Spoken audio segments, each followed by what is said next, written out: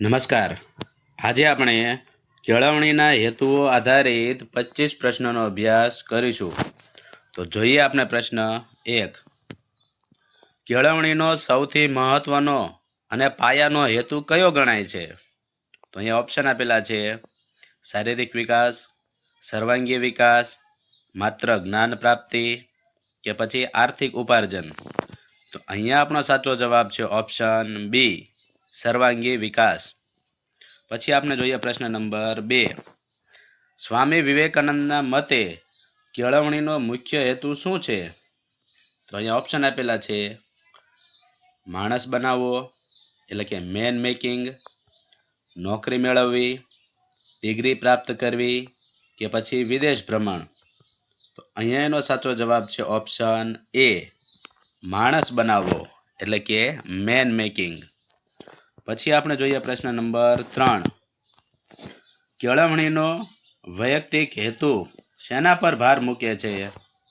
તો ઓપ્શન આપેલા છે: સમાજની સેવા, વ્યક્તિની પોતાની શક્તિઓનો વિકાસ, રાષ્ટ્રભક્તિ કે પછી સામૂહિક શિસ્ત. તો અહીંયા આપણો સાચો જવાબ છે ઓપ્શન બી, વ્યક્તિની પોતાની શક્તિઓનો વિકાસ. હવે આપણે જોઈએ પ્રશ્ન નંબર 4. કેળવણીના સામાજિક હેતુ મુજબ શિક્ષણનું મુખ્ય કાર્ય શું છે? તો ઓપ્શન આપેલા છે: માત્ર પોતાની પ્રગતિ કરવી, કુટુંબનો વિકાસ, સમાજ સાથે અનુકૂલન સાધવું, એકલવાયુ જીવન જીવવું. તો અહીંયા આપણો સાચો જવાબ છે ઓપ્શન સી, સમાજ સાથે અનુકૂલન સાધવું. પછી આપણે જોઈએ પ્રશ્ન નંબર 5. કેળવણીનો ચરિત્ર નિર્માણનો હેતુ કોણે આપ્યો હતો? તો ઓપ્શન આપેલા છે: હર્બર્ટ સ્પેન્સર, મહાત્મા ગાંધી, રૂસો કે પછી પ્લેટો. તો અહીંયા આપણો સાચો જવાબ છે ઓપ્શન બી, મહાત્મા ગાંધી. પછી આપણે જોઈએ પ્રશ્ન નંબર 6. કેળવણીનો કયો હેતુ બ્રેડ એન્ડ બટર એટલે કે રોટી બેટી ના હેતુ તરીકે ઓળખાય છે? તો ઓપ્શન આપેલા છે: વ્યાવસાયિક હેતુ, સાંસ્કૃતિક હેતુ, આધ્યાત્મિક હેતુ કે પછી બૌદ્ધિક હેતુ. તો અહીંયા એનો સાચો જવાબ છે ઓપ્શન એ, વ્યાવસાયિક હેતુ. હવે આપણે જોઈએ પ્રશ્ન નંબર 7. કેળવણીનો સાંસ્કૃતિક હેતુ શું સૂચવે છે? તો અહીંયા ઓપ્શન આપેલા છે: સંસ્કૃતિનો નાશ કરવો, નવી સંસ્કૃતિની આંધળી નકલ, સંસ્કૃતિનું સંરક્ષણ અને હસ્તાંતરણ કે પછી માત્ર જૂના રિવાજો પાળવા.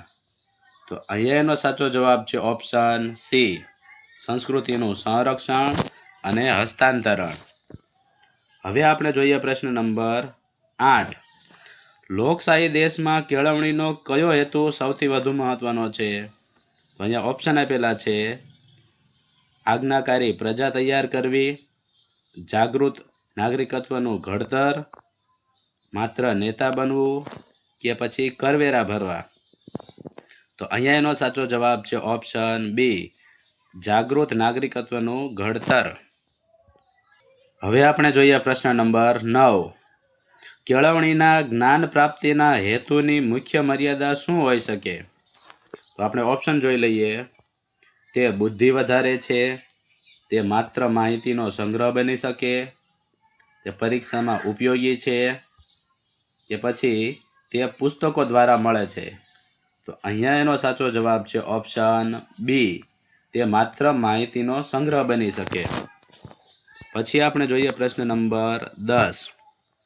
શિક્ષણનો આધ્યાત્મિક હેતુ નીચેનામાંથી કયા સંસ્કૃત સૂત્ર સાથે જોડાયેલો છે?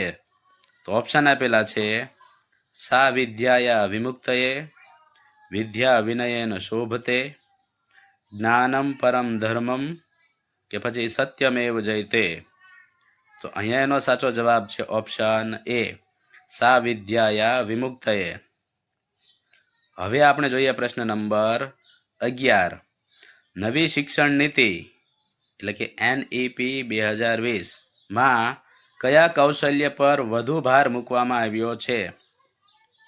ઓપ્શન આપેલા છે: ગોખણપટ્ટી, માત્ર ભાષા જ્ઞાન, ક્રિટિકલ થિંકિંગ એટલે કે વિવેચનાત્મક વિચારસરણી, કે પછી વધુ લેખન કાર્ય? તો અહીંયા એનો સાચો જવાબ છે ઓપ્શન સી, ક્રિટિકલ થિંકિંગ એટલે કે વિવેચનાત્મક વિચારસરણી. પછી આપણે જોઈએ પ્રશ્ન નંબર 12. કેળવણીનો માનસિક વિકાસનો હેતુ શેની સાથે સંકળાયેલો છે? તો ઓપ્શન આપેલા છે દોડવાની ક્ષમતા, યાદશક્તિ અને તર્કશક્તિનો વિકાસ, શારીરિક દેખાવ, કે પછી ઊંઘનું પ્રમાણ. તો અહીંયા એનો સાચો જવાબ છે ઓપ્શન બી, યાદશક્તિ અને તર્કશક્તિનો વિકાસ. પછી આપણે જોઈએ પ્રશ્ન નંબર 13. શિક્ષણનો નૈતિક હેતુ વિદ્યાર્થીમાં શું ખીલવે છે? તો ઓપ્શન જોઈ લઈએ. સત્ય, પ્રામાણિકતા અને અહિંસા જેવા મૂલ્યો, ગણિતની ઝડપ, રમતગમતની કુશળતા, કે પછી ટેકનોલોજીનું જ્ઞાન. તો અહીંયા એનો સાચો જવાબ છે ઓપ્શન એ, સત્ય, પ્રામાણિકતા અને અહિંસા જેવા મૂલ્યો. પછી આપણે જોઈએ પ્રશ્ન નંબર 14. પ્લેટોના મતે કેળવણીનો અંતિમ હેતુ શું હતો? તો આપણે ઓપ્શન જોઈ લઈએ. સત્ય એટલે કે ટ્રુથની શોધ કરવી, લશ્કરી તાલીમ, વેપારમાં પ્રગતિ, કે પછી કલામાં નિપુણતા. તો અહીંયા એનો સાચો જવાબ છે ઓપ્શન એ, સત્યની શોધ કરવી. પછી આપણે જોઈએ પ્રશ્ન નંબર 15. શિક્ષણમાં શારીરિક હેતુ શા માટે અનિવાર્ય છે? તો ઓપ્શન આપેલા છે સ્વસ્થ શરીરમાં જ સ્વસ્થ મન રહી શકે છે, માત્ર ખેલાડી બનવા માટે, દેખાવ સુધારવા માટે, કે પછી અભ્યાસમાંથી બ્રેક મેળવવા. તો અહીંયા એનો સાચો જવાબ છે ઓપ્શન એ, સ્વસ્થ શરીરમાં જ સ્વસ્થ મન રહી શકે છે. પછી આપણે જોઈએ પ્રશ્ન નંબર 16. જ્હોન ડ્યુઈએ કેળવણીના કયા હેતુ પર સૌથી વધુ ભાર મૂક્યો છે? તો અહીંયા ઓપ્શન આપેલા છે સામાજિક કાર્યદક્ષતા, આધ્યાત્મિક જ્ઞાન, માત્ર પરીક્ષા પાસ કરવી, કે પછી પ્રાચીન લિપિનું જ્ઞાન. તો અહીંયા એનો સાચો જવાબ છે ઓપ્શન એ, સામાજિક કાર્યદક્ષતા. હવે આપણે જોઈએ પ્રશ્ન નંબર 17. કેળવણીનો રાષ્ટ્રીય હેતુ નીચેનામાંથી કયો છે? તો ઓપ્શન આપેલા છે માત્ર પોતાના વિસ્તારનો વિકાસ, રાષ્ટ્રીય એકતા અને અખંડિતતા જાળવવી, અન્ય દેશો સાથે સ્પર્ધા, કે પછી રાજકીય પક્ષોનો પ્રચાર. તો અહીંયા એનો સાચો જવાબ છે ઓપ્શન બી, રાષ્ટ્રીય એકતા અને અખંડિતતા જાળવવી. પછી આપણે જોઈએ પ્રશ્ન નંબર 18. નવરાશના સમયનો સદુપયોગ એ કેળવણીનો કેવો હેતુ ગણાય? તો ઓપ્શન આપેલા છે આર્થિક, સર્જનાત્મક અને વ્યક્તિત્વ વિકાસનો, લશ્કરી, કે પછી ઔદ્યોગિક. તો અહીંયા એનો સાચો જવાબ છે ઓપ્શન બી, સર્જનાત્મક અને વ્યક્તિત્વ વિકાસનો. પછી આપણે જોઈએ પ્રશ્ન નંબર 19. કેળવણીનો સર્જનાત્મક હેતુ શું પ્રોત્સાહન આપે છે? તો અહીંયા ઓપ્શન આપેલા છે નવું અને મૌલિક કંઈક બનાવવાની શક્તિ, બીજાની આબેહૂબ નકલ, માત્ર જૂની માહિતીનું રટણ, કે પછી શિસ્તબદ્ધ બેસી રહેવું. તો અહીંયા એનો સાચો જવાબ છે ઓપ્શન એ, નવું અને મૌલિક કંઈક બનાવવાની શક્તિ. પછી આપણે જોઈએ પ્રશ્ન નંબર 20. શિક્ષણ દ્વારા આંતરરાષ્ટ્રીય સમજનો હેતુ શું સિદ્ધ કરવા માંગે છે? તો ઓપ્શન આપેલા છે વિદેશમાં જઈને સ્થાયી થવું, વિશ્વ શાંતિ અને વસુધૈવ કુટુંબકમની ભાવના, બીજા દેશો પર વર્ચસ્વ, કે પછી માત્ર વિદેશી ભાષાઓ શીખવી. તો અહીંયા એનો સાચો જવાબ છે ઓપ્શન બી, વિશ્વ શાંતિ અને વસુધૈવ કુટુંબકમની ભાવના. પછી આપણે જોઈએ પ્રશ્ન નંબર 21. યુનેસ્કોના learning the treasure within report મુજબ શિક્ષણનો કયો સ્તંભ છે?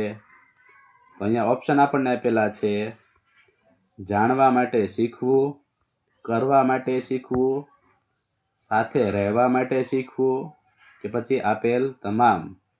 તો અહીંયા આપણો સાચો જવાબ છે ઓપ્શન ડી, આપેલ તમામ. પછી આપણે જોઈએ પ્રશ્ન નંબર 22. કેળવણીનો લોકશાહી હેતુ કઈ બાબત પર ભાર મૂકે છે? તો ઓપ્શન આપેલા છે: સમાનતા અને સ્વતંત્રતા, ભ્રાતૃત્વ અને ન્યાય, ભેદભાવ રહિત શિક્ષણ, કે પછી આપેલ તમામ.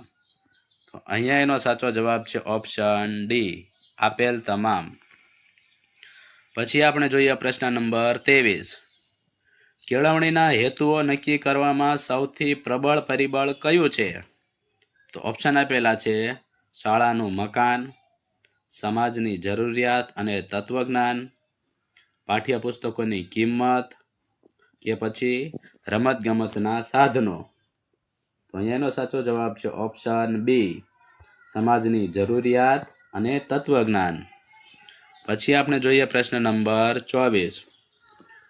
વૈજ્ઞાનિક અભિગમ કેળવવો એ આધુનિક શિક્ષણનો કેવો હેતુ છે? તો ઓપ્શન આપેલા છે: બૌદ્ધિક અને વૈજ્ઞાનિક, ધાર્મિક, પરંપરાગત, કે પછી આર્થિક. તો અહીંયા એનો સાચો જવાબ છે ઓપ્શન એ, બૌદ્ધિક અને વૈજ્ઞાનિક. પછી આપણે જોઈએ પ્રશ્ન નંબર 25. જે હેતુ બાળકને આત્મનિર્ભર અને આર્થિક રીતે સક્ષમ બનાવે તેને શું કહેવાય? તો ઓપ્શન આપેલા છે: વ્યાવસાયિક હેતુ, શારીરિક હેતુ, સાંસ્કૃતિક હેતુ, કે પછી આધ્યાત્મિક હેતુ. તો અહીંયા એનો સાચો જવાબ છે ઓપ્શન એ, વ્યાવસાયિક હેતુ. જો તમને અમારો આ વિડીયો પસંદ આવ્યો હોય તો વિડીયોને લાઈક કરજો, કોમેન્ટ કરજો, શેર કરજો અને અમારી યુટ્યુબ ચેનલને સબસ્ક્રાઈબ કરજો. જય હિન્દ, જય ભારત.